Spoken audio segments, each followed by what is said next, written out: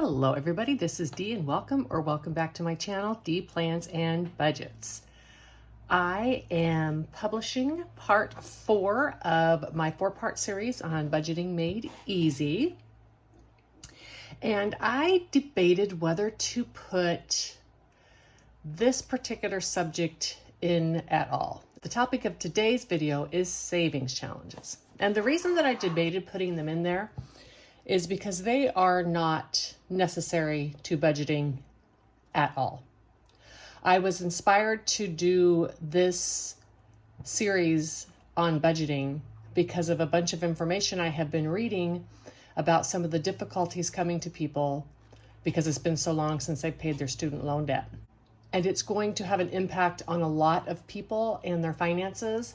And I am sure that many people are going to be looking on YouTube, TikTok, Insta, all those places for advice on some basic budgeting skills so that they can get their finances in order to start dealing with these student loans. And when I Google those things, when I put those things in my subject line on YouTube and such, I get a lot of videos that are showing people doing savings challenges or putting money in envelopes and such, but there's not always a lot of information about exactly how to budget and what it is.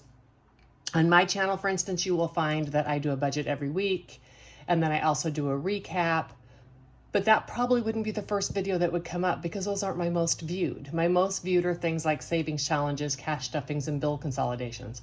So if you're looking for help to try to get your finances in order to allow you to bring back student loan payments in your budget, I wanted to make sure people had that information. And I just think it's really good information to have. I would like to be helpful to people needing advice on their budgets as much as possible. That was the purpose of this channel. Anyhow, so that is why I decided to do this series of videos. When I debated whether to put savings challenges in or not, it is simply because savings challenges are not needed. You do not need to do any savings challenges in order to be a successful budgeter. You can simply take your money that you're going to put in savings and deposit it in savings. Or if you're taking cash out and you want to put that aside in a separate cash envelope because you're saving, that is fine too, but you do not have to do savings challenges.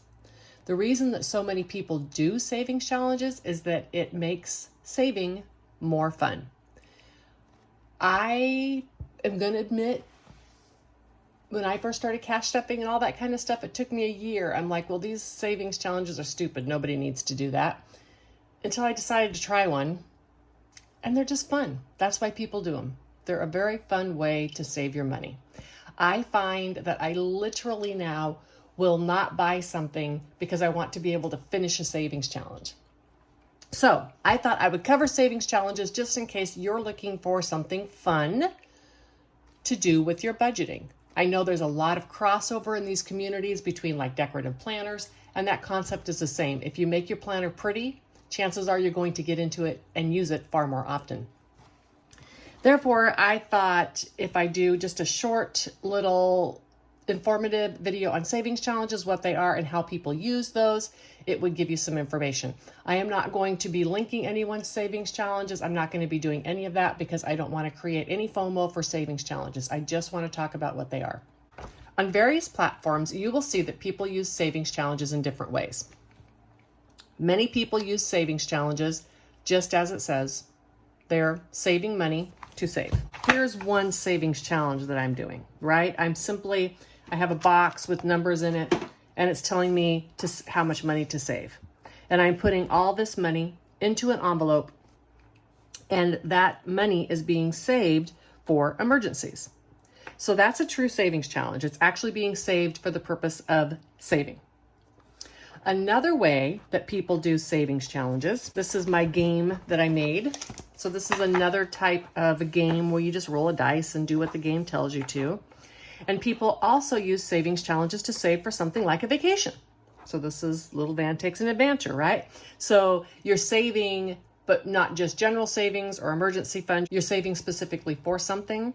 A lot of times people will try to find a savings challenge that's close to the amount or they might just continue to do different savings challenges until they've reached a goal. Let's say they're saving $2,000 for vacation, something like that. Another savings challenge that people may do are like card games. On this one, you just assign values to the suit that the card is, and then you save so much for that. There's also fun dice games and dominoes games and coloring and sausage games. Any interest that you have, you can find a savings challenge for. However, they can be used in all different ways. Now let's talk about, I think, something that a newer budgeter is going to get really confused on is because people use savings challenges for things other than savings. I think you can watch these videos and become very confused very quickly as to how much money people really have to save. That is because they are using savings challenges, not for savings. Often I see people using savings challenges for items other than savings in two ways. The first thing they may be doing, which is very popular, is using these savings challenges to save to pay off debt. The 100 envelope challenge, which is very similar to the envelope one I showed you in the beginning, that's a very popular challenge to pay off debt because they can vary depending on the people that make them up. They may be $1,000 or $10,000. So that's a very good challenge that you can save to pay off debt. Another challenge that people often use for debt payoff is just something like some type of tracker where you color in as you've saved for money, maybe like the thermometer that goes up or a jar that gets filled, any of those types of things. And then when you reach a certain amount of money, you are going to pay off debt with that.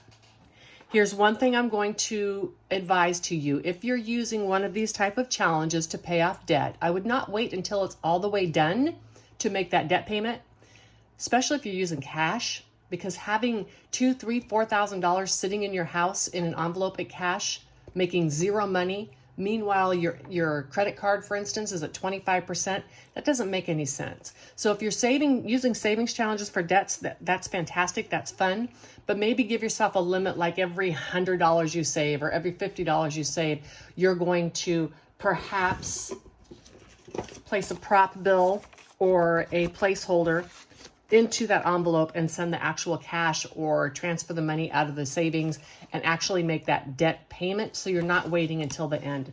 This is specifically true, like some of these 100 envelope challenges are meant to be $10,000 and may take 2 to 3 years to save. You would not want to be incurring interest for 2 to 3 years, make the debt payments along the way, and those are just meant to show you progress. When you're watching videos, I would look for a description, because usually they're not hiding the fact that they're not saving this money, that they're saving for debt. They're very clear on it. They're like savings trackers for my debt payoff. It can, however, appear sometimes that everybody's able to save so much money. And so your thought is, what's wrong with me? Why don't I have any money to save? All I have is debt to pay off.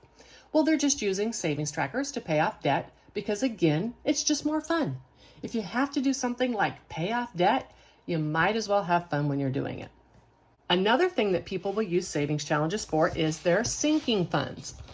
Again, this is just, for many people, a more fun way to put the money into their sinking funds. I think of this binder as being my life binder. These are things I need to keep my life going. A really good example is my homeowners association fees. I know what those fees are, and they're due annually. I save about $35 a month for these fees. So I personally just put the money in the envelope every month. But some people wanting to have fun with savings challenges, but maybe not having actual money to save, they might decide to stock this by doing a savings challenge throughout the year. So they may take a challenge, maybe they take something like this game, and they put it inside of this envelope, and then they play the game in order to put the money in the challenge. This is a good way to have fun saving for your sinking funds.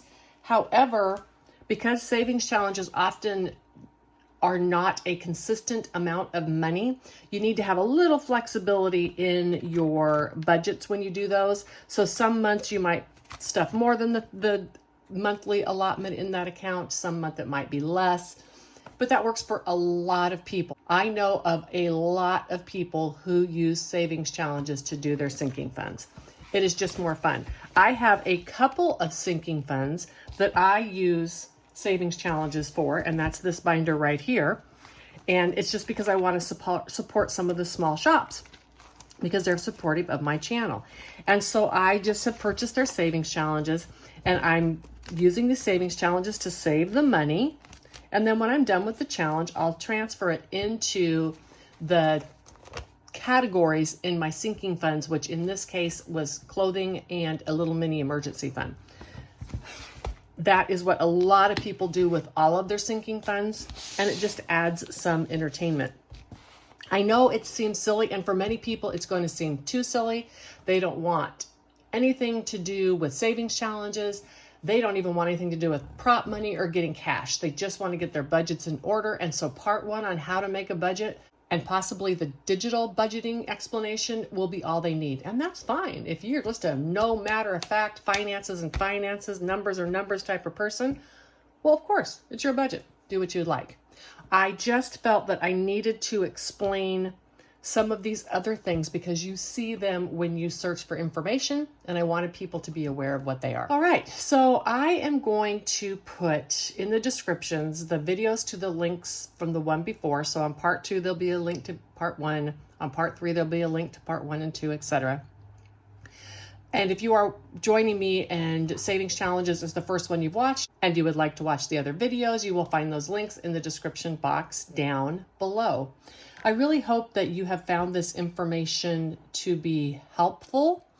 I'm not sure how many people are even going to find it because YouTube is not really good about sending out my stuff. I don't know why. I have yet to figure out the algorithm. I have no idea.